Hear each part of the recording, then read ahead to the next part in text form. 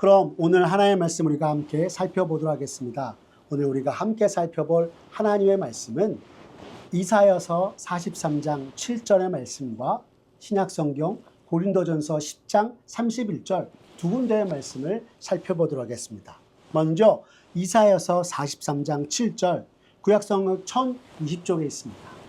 성경 있으신 분들은 모두 다 성경을 펴서 함께 하나님의 말씀 찾으시고요. 없으신 분들은 주보 안쪽에 보시면 오늘의 말씀이 기록되어 있습니다.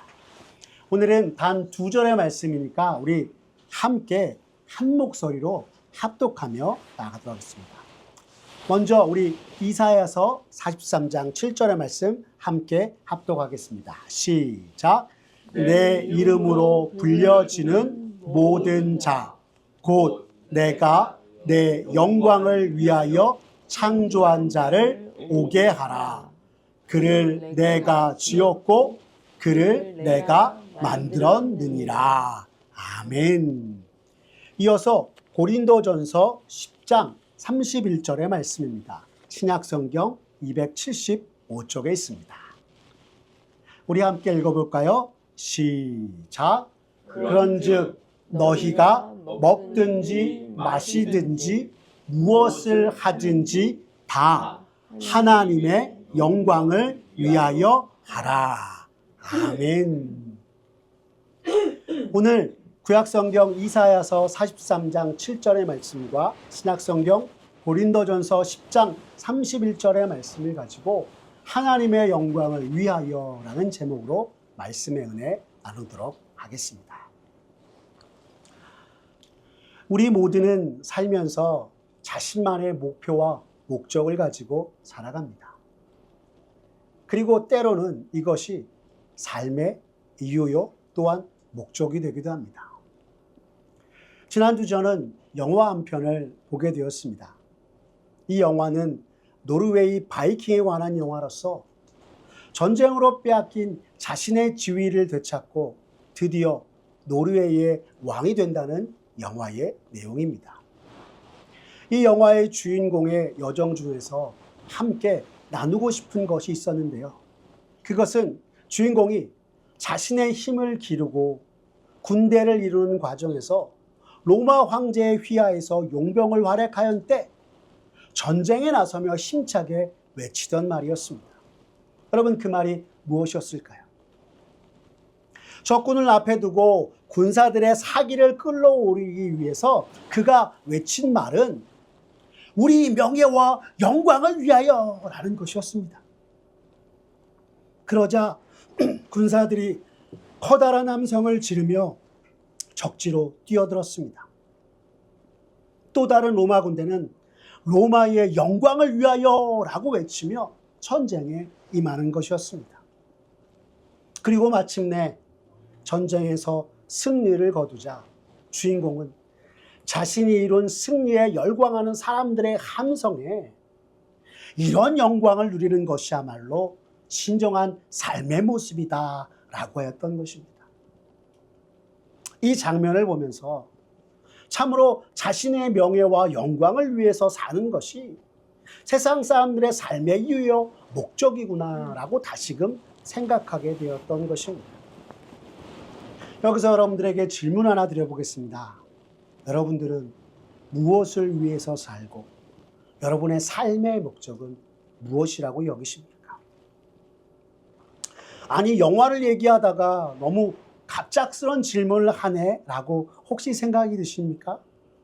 만약 그렇다면 오늘 이 시간을 통해서 이 땅에 예수 그리스도를 구주로 모시고 사는 신자로서 우리 삶의 목적이 무엇인지 생각해보고 이후로 누가 나에게 동일한 질문을 하였을 때 너는 무엇을 위해 살고 너의 삶의 목적이 무엇이니? 라고 하는 물음을 물었을 때 대답할 수 있는 저와 여러분의 모습 되기를 간절히 바랍니다.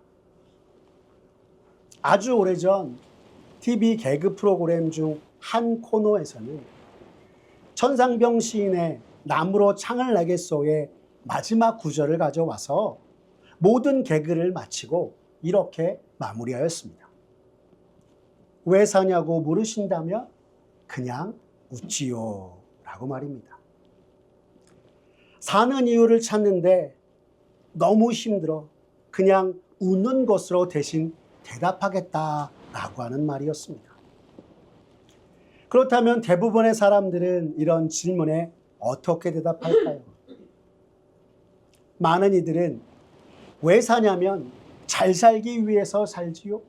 출세하기 위해서 살고 성공하기 위해서 삽니다 라고 대답하는 겁니다.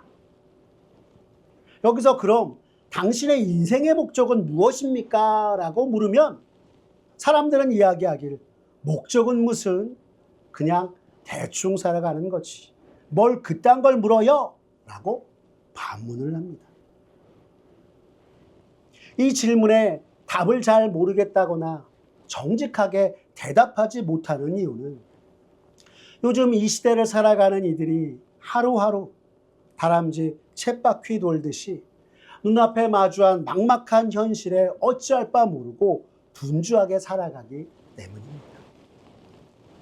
그래서 많은 사람들은 이러한 질문에 보통 이렇게 이야기하기도 합니다. 먹고 살기도 바쁜데 무슨 쓸데없는 소리를 합니까? 라고 말입니다. 그런데 하나님께서 우리에게 허락하신 삶이고 생명이라면 우리는 이 질문에 정직하게 대답할 수 있어야 합니다. 제가 신학대학을 처음 다니기 시작하였을 때 만났던 교수님 중에 한철아 교수님이 계셨습니다. 조직신학을 가르치는 교수님이셨는데요. 어느 날 하루 교수님께서는 신학생들에게 물어보시길 혹시 여러분 중에 인생이 우연의 연속이라고 생각하는 사람 손들어보자 라고 하셨습니다. 분위기를 모아서인지 아님 잘 몰라서인지 몰라도 손을 든 사람은 아무도 없었습니다. 그리고 교수님께서 말씀하시길 하나님께서 이 땅에 허락하신 인생에 우연이란 결코 없습니다 라고 하셨습니다. 또한 우리가 밥을 먹을 때 사용하는 밥그릇도 하물며 그 목적과 쓰임새가 불명한데 하나님께서 당신의 형상을 따라 지으신 사람이 그저 우연히 일어나는 일로 그치고 많은 인생의 일이 없다라고 말씀하셨습니다. 다시 말해 우리의 창조주이시요 구원자 되시는 하나님께서 우리들을 이 세상 가운데 허락하시고 생명의 수완을 살게 하신 데에는 아무 목적 없이 그렇게 하신 것이 아니라 분명한 목적을 따라 우리의 생명을 허락하셨다라고 하신 것입니다. 그리고 이것은 우리가 잘 아는 웨스트민스터 소율의 문답 1문 1답에서 우리에게 분명하게 가르쳐주고 있습니다. 우리 웨스트민스터 소율의 문답 1문 1답을 같이 한번 읽어볼까요? 시작! 사람의 주된 목적이 무엇입니까? 사람의 주된 목적은 하나님을 영화롭게 하는 것과 영원토록 그분을 즐거워하는 것입니다 라고 말씀하고 있는 것입니다. 여기서 사람의 주된 목적이 무엇입니까? 라고 묻는 것을 쉽게 얘기하면 너 왜 사니? 라는 물음과 같은 뜻입니다. 근데 앞서 많은 사람들은 이런 질문에 어떻게 반응한다고 이야기했죠? 뭔 쓸데없는 소리야. 먹고 살기도 바쁜데 라고 하는 것입니다. 달리 말하면 정말 우리가 사는데 목적이 필요한가? 라고 그들은 반문하면서 대답하는 거나 마찬가지입니다. 하지만 이렇게 살아가는 목적 없이 하루하루 활기차게 살아갈 이유도 없다면 결국 우리 모두는 허무함에 빠질 수밖에 없습니다. 왜요? 우리가 살아가면서 보게 되고 만지게 되는 모든 것들이 잠시 있다 없어지는 것들이기 때문입니다. 그래서 성경은 창조주 하나님께서 우리 각 사람을 하나님의 형상을 따라 지으신 데에는 분명한 이유와 목적이 있으며 그 목적에 맞게 진리를 추구하며 살아야 한다 가르쳐주고 있는 것입니다.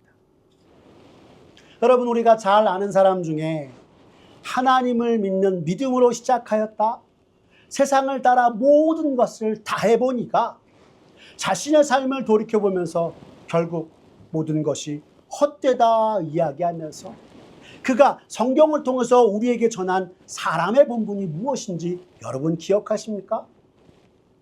전도서 12장 13절에서 전도자는 이렇게 이야기하고 있습니다. 우리 함께 읽어볼까요? 시작.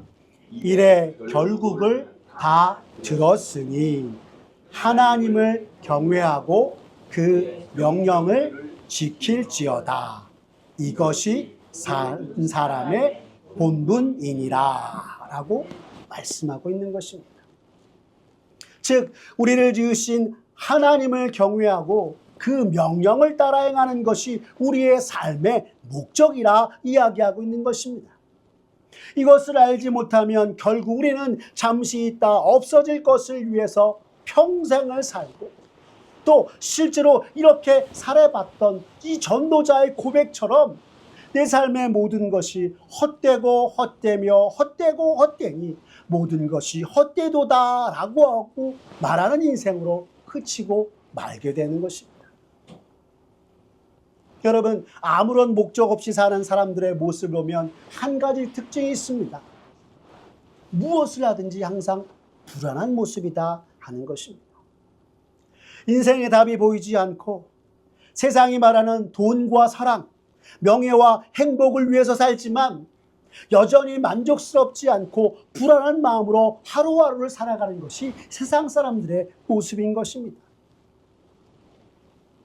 이런 세상 사람들과 또한 우리의 모습의 소연의 문답은 사람의 주된 목적은 하나님을 영화롭게 하며 영원토록 그분을 즐거워하는 것이다 라고 가르쳐주고 있는 것입니다. 즉 다시 말해서 하나님께서 생명을 허락하시고 살아가게 하신 이유는 바로 하나님을 영광스럽게 하기 위해서다라고 말씀하고 있는 것입니다. 아니, 갑작스럽게 너무 당연한 말을 하는 것처럼 여러분 생각되십니까? 그런데 너무 당연한 것 같은 이 같은 사실을 많은 이들이 모른 채 오늘도 믿는다 말하며 살아가고 있다 하는 것입니다. 여러분, 오늘 우리가 함께 읽었던 구약성경 이사야 43장 7절의 말씀은 우리가 어떻게 지음받았는지를 분명하게 이야기하고 있습니다. 우리 다시 한번 이사야 43장 7절의 말씀을 읽어볼까요? 같이 읽겠습니다. 시작. 내 이름으로 불려지는 모든 자, 곧 내가 내 영광을 위하여 창조한 자를 오게 하라. 그를 내가 지었고 그를 내가 만들었느니라. 아멘. 말씀하고 있는 것입니다. 여러분, 이 말씀은 하나님의 택한 백성 이스라엘의 정체성을 가르쳐주는 말씀으로서 여기서 내 이름으로 불려지는 모든 자는 1차적으로는 이스라엘 백성을 의미하는 것이지만 궁극적으로는 온 세상 가운데 하나님께서 당신의 이름으로 두신 모든 백성들, 곧 이 세상의 하나님의 아들들과 딸들이 하나님의 영광을 위하여 창조함을 받았고, 이스라엘의 존재의 근원이, 우리의 존재의 근원이 전능하신 여호와 하나님께 있다는 것을 우리에게 분명하게 가르쳐주는 말씀입니다. 하나님의 형상대로 우리를 지으시고 또한 부르시고 민족을 이루어 나라를 이루어도록 하신 그 하나님께서 또한 우리를 다시 회복시키시는 모든 역사를 통해서도 이스라엘의 존재의 근원이 하나님께 있음을 성경은 우리에게 가르쳐주는 것입니다. 이것을 달리 말하면 이 시대 예수 그리스도를 믿어 하나님의 아들과 딸 된 우리들 역시 하나님의 영광을 위하여서 지음받았고, 그렇기에 우리 삶은 하나님의 영광을 위한 삶이다라고 말씀하는 것입니다. 오늘 우리가 함께 읽은 말씀 중에 고린도전서에서 사도 바울도 이야기하기를 하나님의 영광을 위하여 지음받은 우리기에 우리가 먹든지 마시든지 무엇을 하든지 다 하나님의 영광을 위하여 하라라고 말씀하고 있습니다. 여러분, 우리 이 고린도전서 10장 31절 다시 한번 같이 읽어볼까요? 시작. 그러므로 먹든지 마시든지 무엇을 하든지 다 하나님의 영광을 위하여 하라. 아멘. 여러분, 이것을 좀 더 적극적으로 말하면 우리가 처한 삶의 모든 영역에 있어서 하나님께 영광을 돌려야 할 책임이 우리에게 있다 말씀하고 있는 것입니다. 앞서 소연이 문답에서 하나님을 영화롭게 하며 라고 말한 것은 우리의 삶의 전 영역에서 하나님만을 즐거워하고 드러낸다는 것을 이야기합니다. 나의 존재, 나의 생명, 사고와 언행, 모든 부분에 있어서 그 근거를 하나님께 두고 행하며 하나님께서 기뻐하실 일이 무엇인지를 늘 생각하면서 그 기뻐하심을 다른 무엇보다 최고로 우선시하며 살아가라 말씀하고 있는 것입니다. 왜요? 이것이 하나님께서 나의 창조주이심을 나타내는 것이요, 또한 지음받은 자로서 마땅히 순종해야 할 것이기 때문입니다. 좀 더 쉽게 얘기하면 나의 모든 선택의 기준이 하나님께서 무엇을 좋아하실까를 먼저 생각하고 나아가는 것이 신자의 삶이다 라고 하는 것입니다.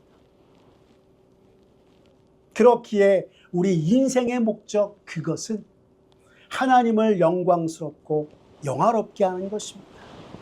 그리고 이것이 우리 삶 전체를 향한 궁극적인 목적이다 할 수 있는 것입니다. 그런데 이 말씀을 듣고 어떤 분들은 나는 그게 목적이 아닌데 라고 할지도 모르겠습니다. 이렇게 말씀하시는 분들은 살면서 내가 이루고 싶고 성취하고 싶은 목적과 궁극적인 목적을 헷갈리고 있는 것입니다. 우리가 일을 열심히 해서 행복한 가정을 이루고 사회에서 번듯한 자리를 마련한 것도 하나의 목적이나 이러한 것들은 여러 상황과 환경에 따라 매 순간 바뀌어 가듯이 그때마다 변하는 목적에 불과합니다. 그렇지만 하나님을 영화롭게 하는 우리의 삶의 목적이다라고 하는 것은 변함이 없고 우리를 지으신 하나님을 향하여서 우리가 나아갈 바 마땅히 우리 삶에 있어서 가장 최고의 그리고 궁극적인 목적인 것입니다. 그렇다면 우리 인생 최고의 목적으로서 하나님을 영광스럽고 영화롭게 한다는 말은 구체적으로 어떤 뜻일까요? 여러분, 영광스럽게 한다라는 말을 쉽게 말하면 우리가 그 어떤 것보다 하나님을 가장 탁월하게 여긴다라고 하는 말입니다. 그 무엇보다 그 누구보다 가장 탁월하신 하나님을 향하여서 우리의 온 마음을 다하여서 존경과 박수를 보내는 것을 일컫는 것입니다. 우리가 가장 최고의 연설과 연주를 들었을 때 모든 사람들이 일어나 기립박수를 보내듯이 세상 모든 것을 통치하시고 또한 주관하시는 가장 뛰어나신 하나님을 향하여서 우리의 삶으로 존경과 박수를 보내야 함을 말하는 것입니다. 또한 하나님을 영광스럽게 영화롭게 한다는 것은 우리가 모든 삶을 통하여서 하나님의 영광을 나타내야 한다라는 것을 말씀하고 있는 것입니다. 그렇다면 우리 전 삶을 통해서 어떻게 하나님께 우리가 영광을 돌리며 살아갈 수 있을까요? 첫째는 감사하며 살아가는 것입니다. 여러분, 시편 50편 23절의 말씀을 보면 성경은 우리에게 이렇게 얘기합니다. 우리 같이 한번 읽어볼까요? 시작. 감사로 제사를 드리는 자가 나를 영화롭게 하나니 그의 행위를 옳게 하는 자에게 내가 하나님의 구원을 보이리라 라고 말씀하고 있는 것입니다.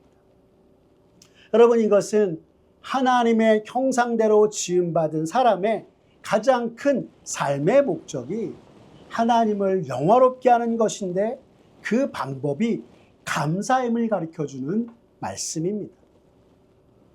그리고 이 시편 50편 23절은 그 행위를 옳게 곧 하나님의 말씀에 순종하여 그 명령대로 나아가는 자에게 하나님의 구원을 보이리라 또한 말씀하고 있는 것입니다.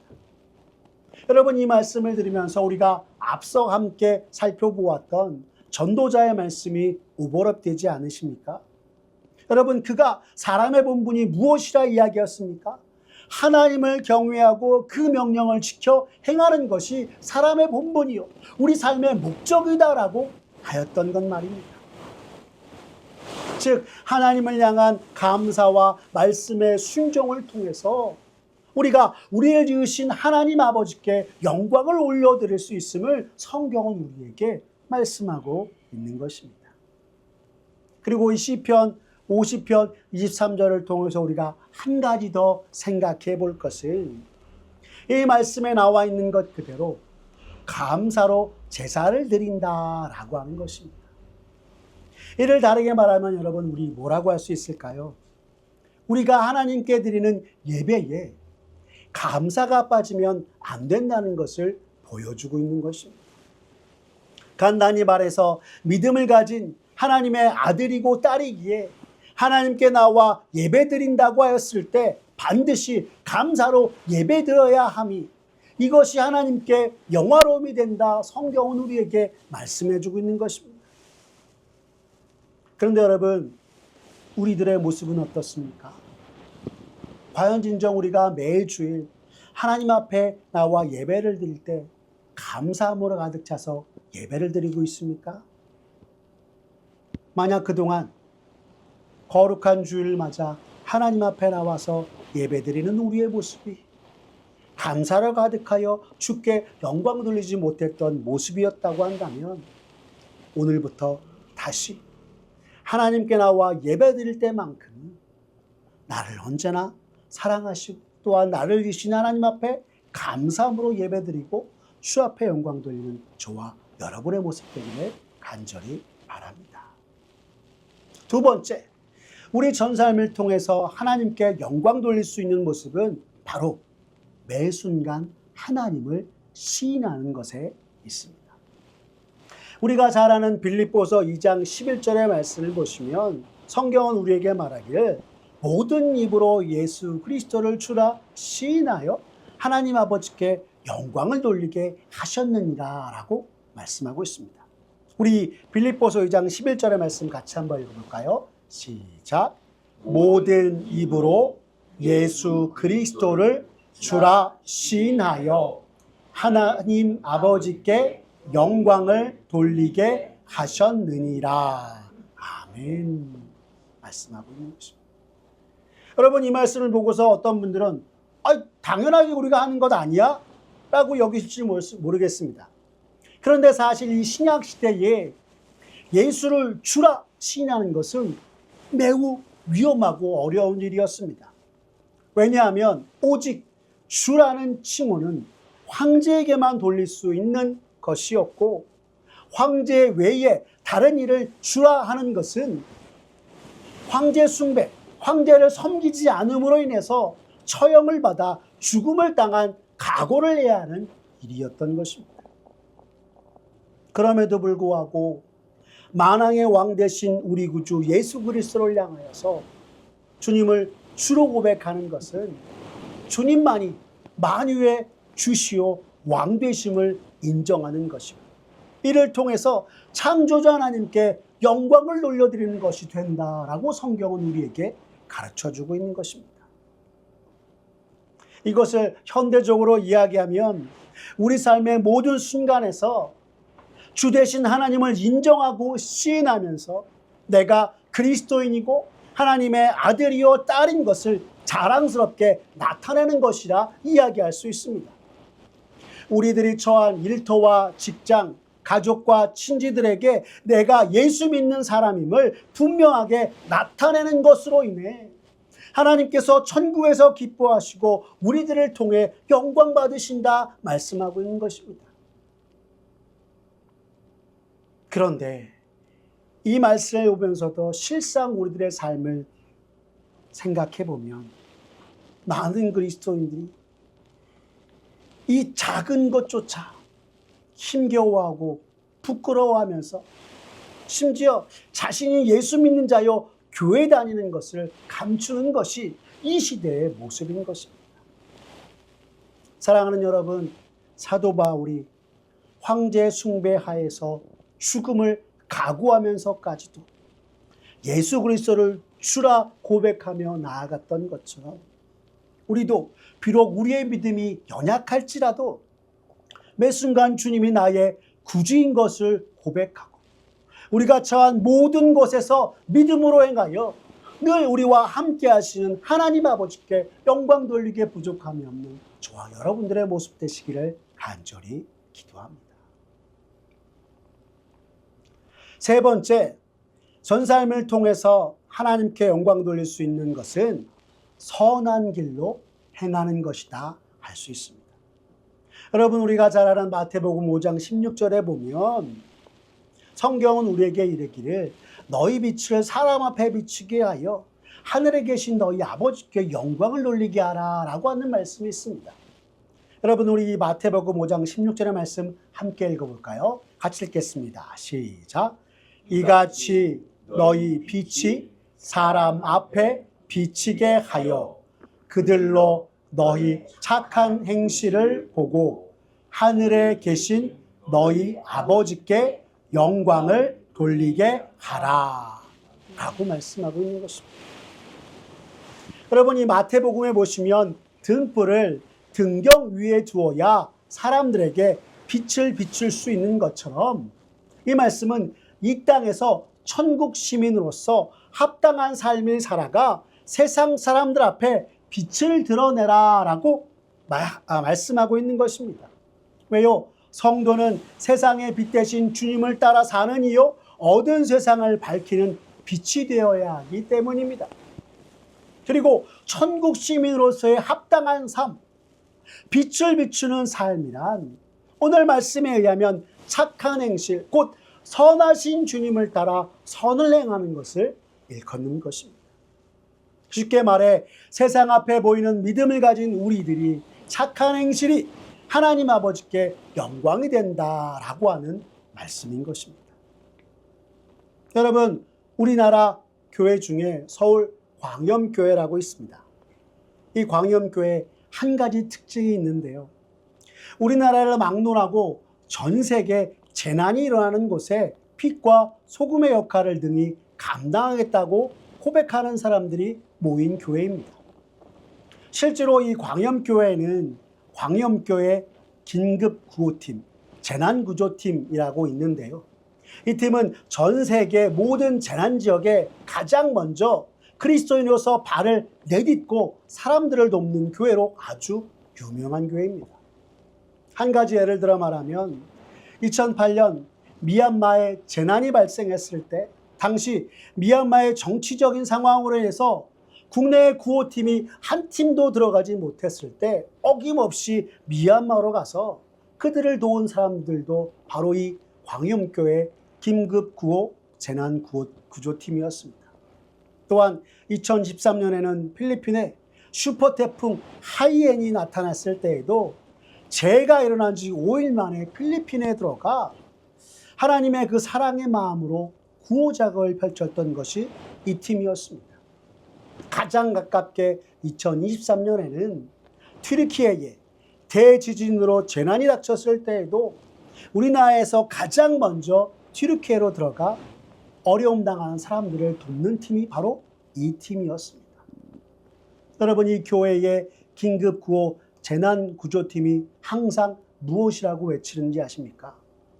전 세계 재난당한 모든 곳에 한국교회가 사랑이고 희망이고 생명이 되도록 주를 위해서 최선을 다하겠습니다 라고 외치는 것이었습니다.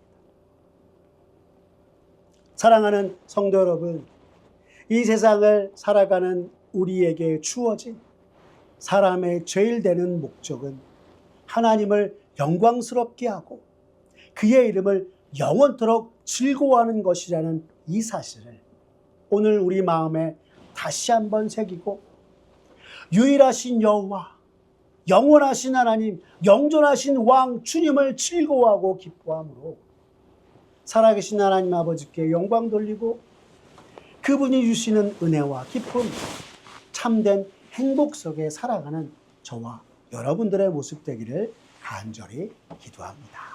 기도하겠습니다. 사랑이 많으신 하나님 아버지, 오늘 말씀을 들으며 참으로 우리를 지으신 분이 창조주 하나님이시오, 하나님의 형상을 따라 지음받은 자로서 하나님께 영광 돌리며 사는 것이야말로 우리 인생의 진정한 삶의 목적임을 다시금 마음에 새기게 하여 주시니 감사를 드립니다. 주님, 참으로 너무나 부족하고 연약한 우리들이지만 삶 속에서 언제나 우리의 초점을 늘 하나님께 두고 주를 위하여 믿음으로 행하며 온 세상 만유의 주 되시는 주님을 날마다 삶 속에서 고백하고 살아가는 우리 모두가 되게 하여 주시옵소서. 이 세상에서 잘되고 잘 사는 것만이 내 삶의 유일한 이유와 목적이라 말하는 어리석음에서 벗어나 오늘 사도 바울이 우리에게 권면하는 말씀처럼 말에나 일에나 무엇을 하든지 오직 살아계신 여호와 하나님, 영존하신 하나님 아버지께 영광 돌리고 나를 지으신 그 하나님과 더불어 살아가는 우리들 모두가 되도록 주님 역사하여 주시옵소서.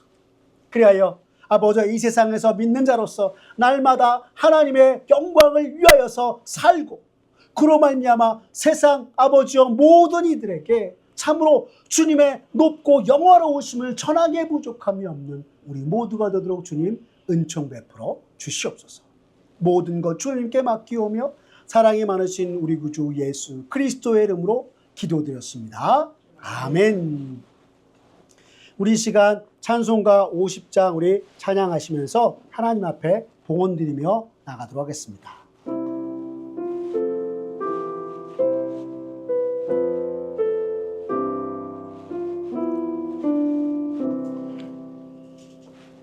내게 있는 모든 것을 아낌없이 드리네.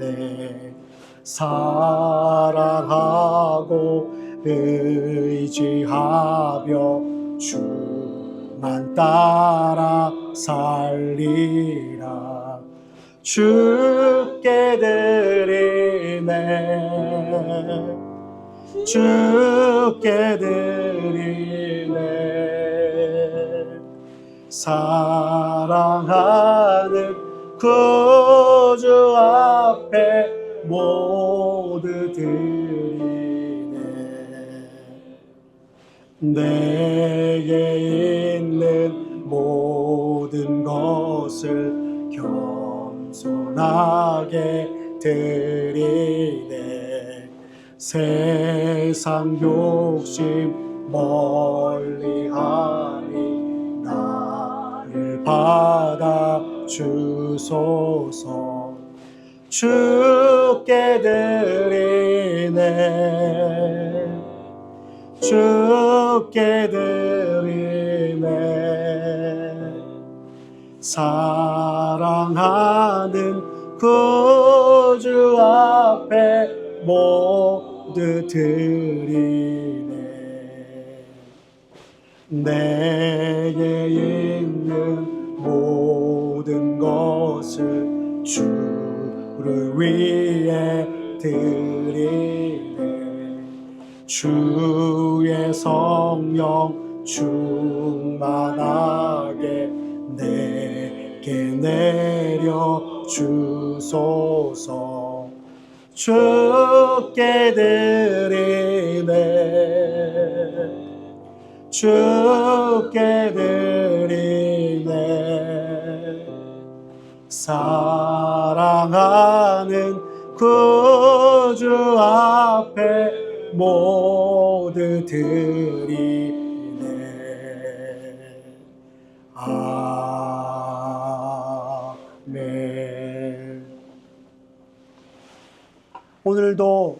우리의 삶을 굽어 살피시며 모든 순간 우리를 주의 길로 인도하시는 하나님 아버지, 주님의 섭리와 인도하심 속에 한 주간을 살며 오늘 주 앞에 나와 우리의 생명과 호흡, 가족과 일터에 복과 은혜를 내려주시는 주님께 감사하며 이 시간 우리의 정성을 담아 예물 드리며 나아갑니다.